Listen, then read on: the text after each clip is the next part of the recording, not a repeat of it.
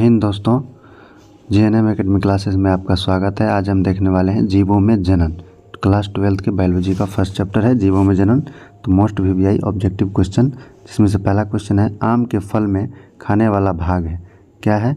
मध्यफल भित्ति। दूसरा क्वेश्चन है समसूत्री विभाजन होता है, किसमें होता है? कायिक कोशिका में। तीसरा क्वेश्चन है बिना निषेचन के फल बनने की प्रक्रिया को कहते हैं, क्या कहते हैं? पार्थेनोकार्पिक। अगला क्वेश्चन है इनमें से किसमें आंतरिक निषेचन होता है? इसका आंसर क्या है कि किसमें होता है? मेंढक में। अगला क्वेश्चन है द्विखंडन एक प्रकार का क्या है? अलैंगिक जनन। द्विखंडन एक प्रकार का अलैंगिक जनन है। छठा क्वेश्चन है इनमें से कौन अंडज है? कौन है अंडज? तो एकिडना।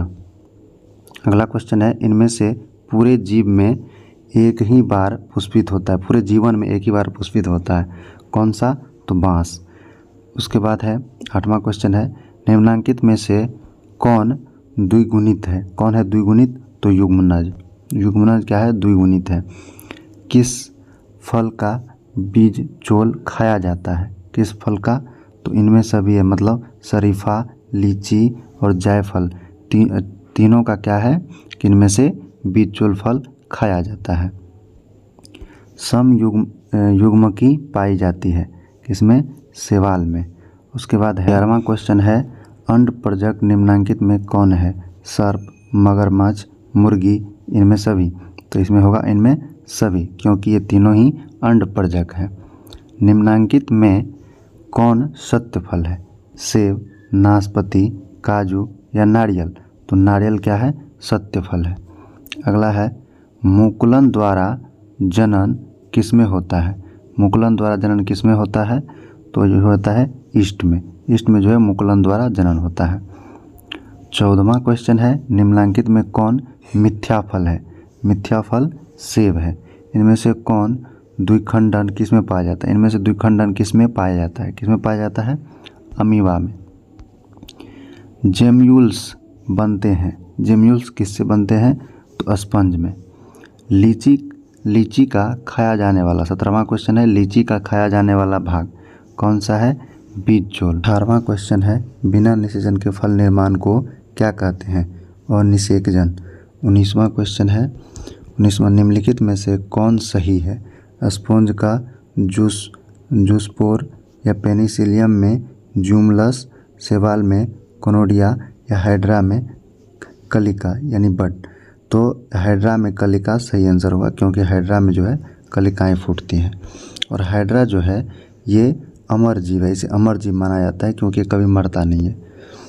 ईख में ग्रिफ्टिंग नहीं हो सकती है, क्योंकि वेस्कुलर बंडल्स बिखरे होते हैं, फ्लोएम के अंदर की ओर होते हैं। देखिए यही होगा option number A, vascular bundles बिखरे होते हैं। कम टाइम में ज़्यादा क्वेश्चन देखने के लिए हम डायरेक्ट आंसर पे ही ध्यान देंगे। किसके लिए लैंगिक प्रजनन जिम्मेदार है? द्विगुणित अवस्था को बनाने हेतु। पुदीना कायिक प्रवर्धन करता है, इसमें तो अंतर्भूस्तरी में। कुकुर का संभावित जीवन काल डैश होता है, कितने? 20 वर्ष का। अगला है साग को वृंत पर लगाया जाता है, इस प्रकार ग्राफ्ट किए वृक्ष के लिए फल किसके पर निर्भर करेंगे? तो साग पर। अगुणित कोशिकाओं के संलयन प्रक्रिया को कहते हैं, क्या कहते हैं? संयुग्मन। डैश में पत्तियों के खंडन द्वारा कायिक प्रजनन होता है, बायोफिलियम एवं कैलेंचो। रात में खिलने वाले पुष्प साधारणतः क्या होते हैं? छोटे होते हैं। ओवैलिंग प्राणी है, कौन है? केचुआ। अगला है निम्नलिखित में से कौन द्विगुणित संरचना है?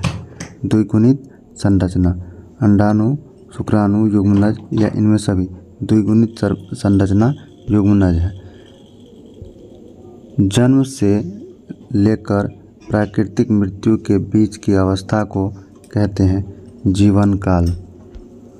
आकारिकी तथा आनुवांशिक रूप से समान जीवों को कहते हैं? क्लोन। आगे है, अमीबा में प्रजनन किस प्रकार का होता है? अमीबा में प्रजनन किस प्रकार का होता है? तो द्विखंडन द्वारा। पेनिसिलियम में प्रजनन होता है? कोनोडिया। आगे है, मासिक चक्र किस में होता है? तो बंदर में, कपी में या मानव में? सभी में। निम्नलिखित में से किस में स्ट्रोक साइकिल नहीं होता है? स्ट्रोक साइकिल नहीं होता है। गाय, भेड़, बंदर, कुत्ता, किस में नहीं होता है? तो बंदर की। अगला क्वेश्चन, निम्नलिखित में से कौन द्विलिंगी है? कौन द्विलिंगी है? कुत्ता।